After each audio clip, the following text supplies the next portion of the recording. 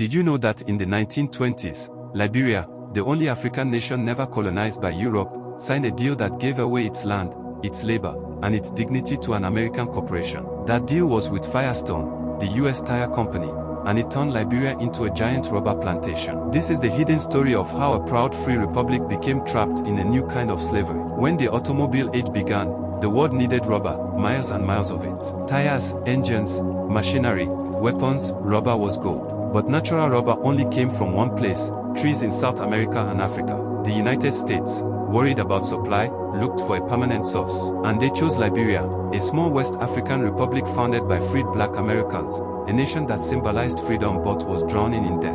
In 1926, Firestone signed a deal with Liberia's government, 1 million acres of land for a rubber plantation, a 99-year lease, and near total control of the economy. In return, Firestone promised jobs, infrastructure, and prosperity. But what came instead was exploitation. Whole villages were cleared, farmers were forced off their land. Men, women, and even children were made to tap rubber trees from dawn to dusk for pitiful wages. Many were paid in rice, not money. The company built roads and ports, but not for Liberians, for rubber exports. The Firestone plantation in Habo became the largest rubber plantation in the world. Tens of thousands of Liberians worked there in brutal conditions. Supervisors demanded impossible quotas. Workers were whipped, fined, or dismissed if they refused. Some accounts describe villagers rounded up by force when labor ran short. It was slavery in everything but name, sanctioned by a contract signed with Liberia's leaders. And the government, trapped by debt and dependent on Firestone's money, it looked away. The Liberian elite, descendants of the Americo-Liberians who founded the country, benefited from the deal, while the indigenous population paid the price. What began as a republic of freedom became a plantation of foreign profit.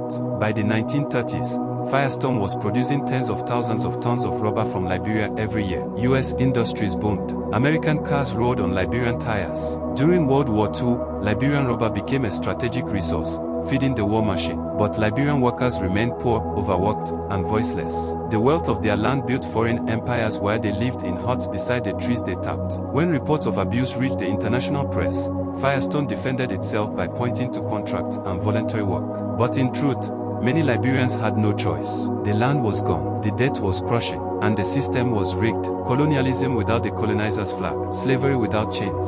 The legacy of the Firestone deal still haunts Liberia. It locked the country into dependence on one crop, one company, one master. Generations grew up under the shadow of the plantation. Even after independence movements swept Africa, Liberia's freedom remained compromised by foreign control. And while Firestone eventually modernized its image, the truth remains, the deal was not development. It was domination. The story of Liberia's Firestone deal is not just about rubber. It is about